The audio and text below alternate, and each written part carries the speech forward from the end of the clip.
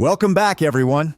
Today, we're diving into a topic that can truly transform your business journey. Are you ready to ditch the guesswork and step into the world of solid business strategies? In this video, we're breaking down 3 key elements that every successful strategy must have.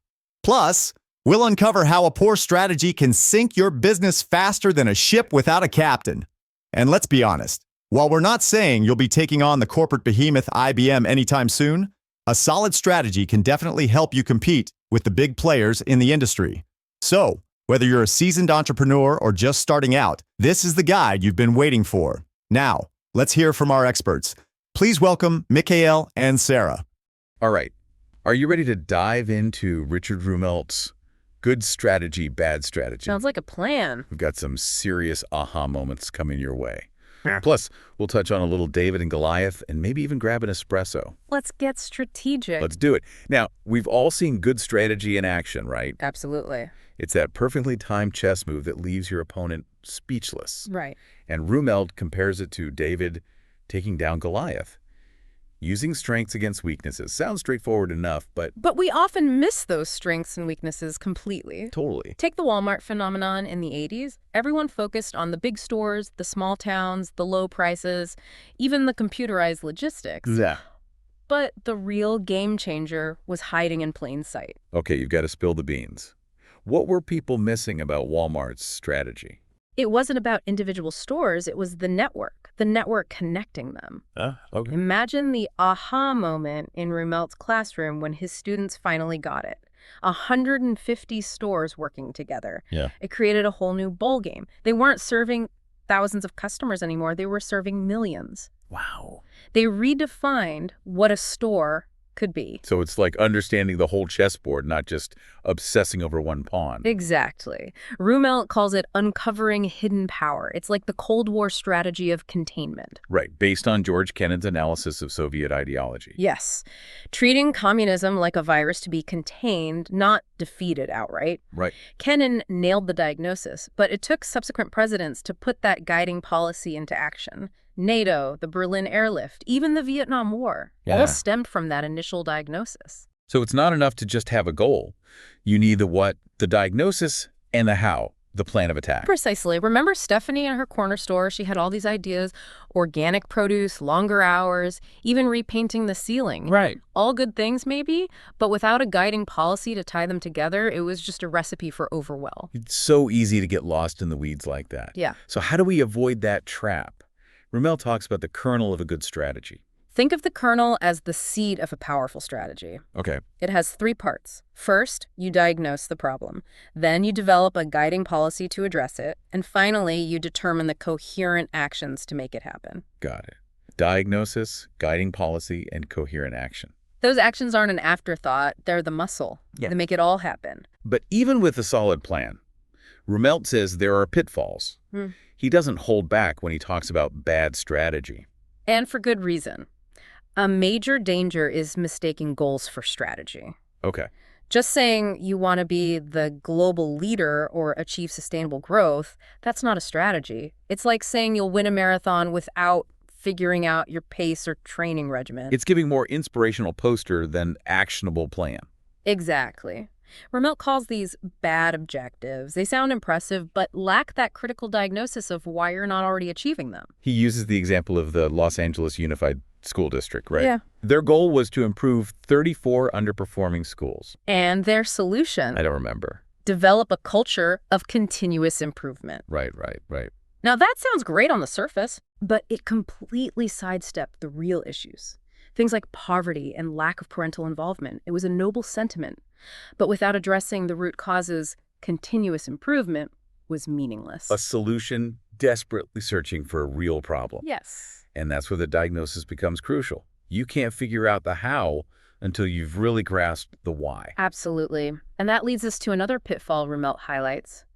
The unwillingness, or sometimes the inability, to make tough choices. He uses the example of Digital Equipment Corporation, or DEC, right? Yes.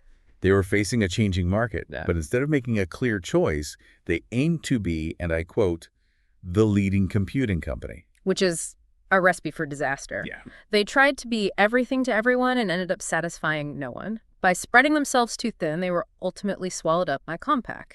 Which was later acquired by Hewlett-Packard. Exactly. Talk about a cautionary tale about avoiding hard choices. It reminds me of that Intel story Rumelt tells. They were bleeding money on memory chips. Yeah? But it took a tough question to break through the inertia. You mean the what would a new CEO do scenario? Yes. Which for Intel led them away from those money-draining memory chips and towards focusing on microprocessors. Exactly. Sometimes you need that fresh perspective, that willingness to ask the hard questions to break free from the status quo. But change is hard. Rumelt talks about the power of inertia, that tendency to stick with what's familiar, even when it's not working anymore, like trying to turn a supertanker. It takes serious effort to change course. And let's not forget about entropy. Right. Like in physics, organizations tend toward disorder. Yeah. Yes. Rumelt uses the example of Continental Airlines after deregulation. They were stuck in their old ways, still using pricing models designed for a regulated market. It took them a while to realize the game had changed. The old rules no longer applied. So how do you fight those forces? Right? That pull towards the status quo. Rumelt argues that a good guiding policy can be incredibly powerful. He points to Gerstner's turnaround at IBM. Okay. His guiding policy was simply to provide customer solutions. Simple. Almost deceptively simple, right? But it cut through the confusion. It provided a clear direction, focused IBM's resources. So it's about creating that framework for action, something that everyone can rally around. Exactly. But Rumelt warns against getting caught up in what he calls template-style strategy. You know, those generic mission statements that could apply to any company under the sun. Oh, absolutely. Like those corporate values posters you see hanging in office hallways. They sound impressive, but offer no real substance. Rumelt uses the example of a Dow Chemical annual report. Their strategies were a jumble of buzzwords: technology-integrated, market-driven performance businesses. It's like they went on a corporate jargon shopping spree. Totally meaningless. Okay. Without understanding their competitive landscape or how they'd achieve those aspirations, it was just hot air. So it's not enough to talk the talk, you have to walk the walk. You've got to walk it. And that walk, according to Rumelt, requires a good dose of realism. Absolutely. Speaking of realism, he also calls out the allure and ultimate flaw of new thought. This idea that positive thinking alone is enough for success. It's seductive but dangerous when it replaces critical thinking and rigorous analysis. He uses the example of Henry Ford. While a visionary entrepreneur, Ford was a proponent of new thought and attributed much of his success to it. But as Rumelt points out, Ford was also known for his anti-Semitic views. Right. A sobering reminder that positive thinking without a moral compass can have its downsides. Even good intentions without a solid strategy can have harmful consequences. Right. We always have to be critical, even of our own assumptions. So if positive vibes aren't enough, what does it take to build a good strategy? Rumelt argues that, at its core, it's about coherent action backed up by an argument. You need to understand the problem, develop that plan of attack, and then take concrete steps to execute it. It's about coordinated action, not wishful thinking. Like he illustrates with the chain link system analogy. He uses the example of Marco Tonelli, who took over his family's manufacturing business. Right. Tonelli realized that to improve the business, he needed to focus on product quality, the sales team's technical competence, and those high production costs. But instead of tackling everything at once, Right. he saw those areas as interconnected. Like links in a chain. Exactly. He strategically focused on one area at a time, knowing that success in one would strengthen the entire system. It was all connected. So he started with quality, then moved on to sales, and finally tackled costs. Makes sense. Understanding that reducing costs wouldn't matter much without a great product and a skilled sales team to sell it. Exactly. Tonelli's story shows how different parts of a system are interconnected. And it shows you don't have to tackle everything at once. Sometimes strategically sequencing your actions is key. Absolutely. It's about having that long-term vision and the discipline to stick with the plan, even when things get tough. Kind of like IKEA, right? Their strategy is no secret. Affordable, well-designed furniture, flat-pack shipping, and a fun shopping experience. But here's the brilliance. It's how those elements work together, like a perfectly tuned machine. Right. Each piece reinforces the others. I see. Trying to copy just one part wouldn't work because it's the interconnectedness that gives them their advantage. Like baking a cake. You need the right ingredients and the right recipe. You can't just throw everything in a bowl and hope for the best. You'd end up with a very expensive mess. And speaking of things that are greater than the sum of their parts, Rommel uses a pretty epic example to illustrate the power of coordinated action. Hannibal's victory at Cannae. You mean the Carthaginian general who marched elephants over the Alps? No, that's what I call logistics. Absolutely. But it's his strategic brilliance at Cannae that Rommel wants us to appreciate. Hannibal, facing a much larger Roman army, orchestrated this masterful series of maneuvers, feigning a retreat, encircling the Romans, and ultimately crushing them. Talk about a lesson in coordinated action. It's incredible how he used strategy to overcome what seemed like an impossible disadvantage. But Rommel also emphasizes that good strategy isn't just about brute force. It often involves an element of design. Exactly. He argues strategy is about more than just reacting to the competition. It's about proactively shaping the game you want to play, designing your path to victory. He uses the example of Crown Cork and Seal, a metal packaging company. They were up against giants in their industry, yet they managed to carve out this profitable niche for themselves. And they do it by zigging while others zagged. They focused on short runs and rapid turnaround times, catering to smaller customers who were willing to pay a premium for that flexibility and customization. So they turned what seemed like a weakness, those higher costs from shorter runs, into their unique strength. Exactly. They understood the needs of a specific customer segment and aligned their entire operation to meet them. Wow. It's a classic example of turning a perceived weakness into a competitive advantage. It's about finding that sweet spot, that intersection of customer needs and your own capabilities where you can truly shine. You got it. It's about creating a strategy tailor-made for your specific circumstances, not just blindly following the herd. Which takes guts. It means going against the grain, challenging conventional wisdom, Yes, and carving your own path. absolutely. And sometimes, like Crown Cork and Seal discovered, that path can lead to unexpected rewards. But as Rommel points out, even a winning strategy can hit a few bumps in the road. He brings up Crown's later expansion when they got a bit too big for their britches and tried to engineer growth through acquisition. It's the classic case of too much of a good thing. Yes. They went on a buying spree, hoping to become the global leader in packaging. But as Rommel points out, growth for growth's sake isn't a strategy. They overpaid for those acquisitions, diluted their core strengths, and surprise, surprise, their performance took a nosedive. A stark reminder that even successful companies can get derailed if they lose sight of their core strategy, that North Star that guides their decisions. It's like a ship losing its rudder. They're just drifting. Speaking of getting lost, Rommel highlights the dangers of what he calls dog's dinner objectives. Yeah. A bunch of unfocused goals thrown together with no clear direction. Dog's dinner objective. Honestly, that's the perfect image. It's like someone dumped all their leftover goals into a bowl and called it a strategy. It happens. I've definitely been guilty of that myself. I think we all have at some point. Yeah. He uses the example of Global Crossing, that ambitious telecom company that laid a transatlantic fiber optic cable. Right. Big dreams, but They got caught up in the hype, right? yes. Overestimating demand, building way too much capacity. They built this expensive infrastructure, assuming customers would line up, but totally missed the mark on the competitive dynamics. It's a cautionary tale of building something nobody wants. It's a prime example of why a good strategy needs to be grounded in reality, not just wishful thinking. And that leads us to another crucial aspect of strategy: understanding and capitalizing on waves of change. You mean like those seismic shifts that disrupt entire industries? Rommel argues these waves, often driven by technology or evolving consumer behaviors, are actually bursting with opportunities. But you need to see them coming and know how to ride them. Exactly. He uses the example of Cisco Systems, that company we talked about earlier. Remember how they came out of nowhere to dominate the networking market? Wait, hold on. You're saying that Cisco, a company barely on the map before the internet, managed to outmaneuver giants like IBM? That's wild. How did they do it? They were perfectly positioned to exploit the convergence of computing and telecommunications.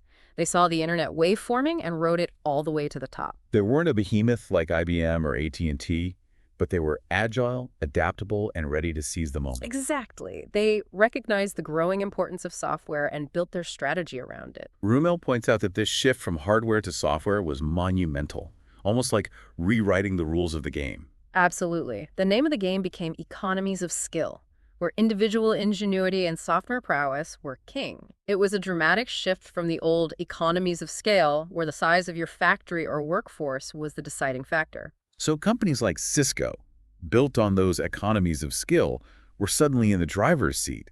It's amazing how a wave of change can completely redefine the rules of success. And often, those who cling to the old rules get left behind. But Rumelt also warns against getting caught up in the hype, especially when it comes to forecasting. He calls it the battle of the titans bias, this assumption that the biggest players will always dominate. It's tempting to think the giants are invincible, but as we've seen with Cisco and countless other examples, that's not always the case. Sometimes it's the upstarts, the ones who can adapt quickly and aren't afraid to break the mold that end up on top. And they often leverage the inertia of their larger rivals to their advantage. Remember how Rumelt dedicates a whole chapter to inertia and entropy? Those twin forces that resist change. And- He argues that even the most well-managed companies can become victims of their own success. Right. Stuck in their ways, slow to adapt to new challenges. It happens. And then entropy, that natural tendency towards disorder, just throws fuel on the fire. He uses the example of General Motors in the early 2000s. They had this vast product line with all these brands competing in the same market segments. Talk about too much of a good thing. It was entropy in action, a lack of focus and strategic coherence. They were cannibalizing their own sales, diluting their brand, and steadily losing market share. It really highlights the importance of constantly checking your strategy, Right. making sure it's still aligned with the market, still relevant. It's like you need a strategic compass to navigate those changing currents, always adjusting your course, making sure you're still heading in the right direction. And that's where Rumelt's idea of strategy as a hypothesis comes in. He argues that a good strategy isn't set in stone. It needs to be constantly tested and refined, just like a scientific hypothesis. It's about embracing that experimental mindset. He even suggests creating a mental panel of experts to challenge our assumptions and get those different perspectives. I love that idea. It's like assembling your own personal board of advisors to poke holes in your thinking and help you see things from different angles, even if they're just voices in your head. And those advisors can even be people you've never met. Rumel talks about how he uses Steve Jobs as a sounding board when thinking about technology strategy. That's a powerful question to ask in any field. What would Steve Jobs do? Right. Rumelt points out how Jobs was obsessed with simplicity, with user experience, with creating products that were undeniably cool. He understood that technology wasn't just about functionality. It was about emotion, about connecting with people on a deeper level. Exactly. And while we can't all be Steve Jobs, his approach reminds us that design, innovation, and that relentless pursuit of excellence are essential ingredients of a winning strategy. And that sometimes it's about trusting your gut, that instinct that tells you there's a better way. Like Howard Schultz did with Starbucks. All right, everyone knows Starbucks, the coffee giant. But it wasn't always that way. Rumelt talks about Schultz's initial hunch. His intuition that the Italian espresso experience could be recreated in America. Which in hindsight seems kind of obvious, but at the time. At the time, it was a radical idea. Plenty of people had been to Italy, had enjoyed those cozy espresso bars. But Schultz had this gut feeling, this hypothesis that it could work on a bigger scale, that Americans were ready for it. And despite pushback from his colleagues, who thought espresso was just a passing fad, he went for it. He put his hypothesis to the test. Opened his first espresso bar in Seattle. And the rest is history.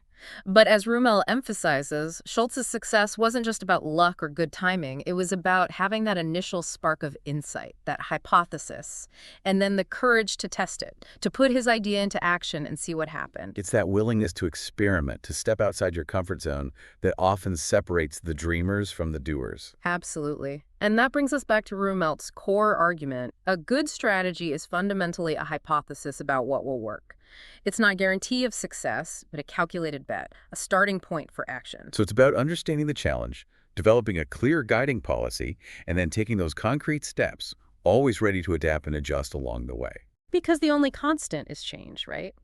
A good strategy needs to be as dynamic and adaptable as the world we live in. Rumelt actually connects this idea of strategy as a hypothesis to the scientific revolution, which I found fascinating. Right. It's mind-blowing when you think about it. He argues that the Enlightenment, with its emphasis on reason, observation, and experimentation, paved the way for how we think about strategy today. It's like before the Enlightenment, knowledge was about accepting what the authorities told you. There wasn't really this concept of progress, of challenging the status quo, of looking at things with fresh eyes. And then Galileo comes along, points his telescope at the sky, and suddenly the Earth is no longer the center of the universe. It completely upended centuries of accepted knowledge. Talk about a wake-up call. And that shift, Rumelt argues, laid the groundwork not just for modern science, but for modern strategic thinking. Because both require that same willingness to challenge assumptions, to test those hypotheses, to adjust your worldview based on new evidence. It's about embracing the unknown, the mysteries that still haven't been solved. Like those puzzling galactic rotation curves Rumelt talks about, astronomers were stumped because stars on the outskirts of galaxies weren't behaving as predicted by the laws of gravity. It suggested there was something more out there, something they couldn't see, something they called dark matter. It was an anomaly, a challenge to the existing scientific models. And that's where good strategy, like good science, steps in. It's about recognizing those anomalies, those gaps between what you expect and what's actually happening, and then trying to figure out why. So it's not just about having a plan. It's about having a plan that can roll with the punches, that can adapt to unexpected information, and even welcome surprises. Exactly. It's about being agile, ready to change course as the landscape shifts around you. Which brings us to that provocative question you posed at the beginning. What's your hypothesis about the future? What waves of change do you see forming in your field, your career, your life? And what's your strategy for riding those waves? What experiments can you run? What assumptions can you challenge? What risks are you willing to take? Rumelt encourages us all to approach strategy with a scientist's mindset. Be curious, be skeptical, be willing to experiment. Because in a world where the only constant is change, that ability to adapt and evolve is our greatest asset.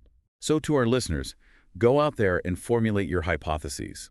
Challenge those assumptions, seek out new information, and craft a strategy that's as dynamic and adaptable as you are. And if you ever find yourself feeling stuck, remember the lessons of good strategy, bad strategy. Diagnose the problem, define that clear guiding policy, and then take action. And never, ever stop using your head. It's the best tool we have for navigating the complexities of the 21st century. That's a wrap on today's deep dive into good strategy, bad strategy. We hope this has sparked some strategic thinking and maybe even a few aha moments for you. Until next time, keep those strategic minds sharp, and remember, fortune favors the bold.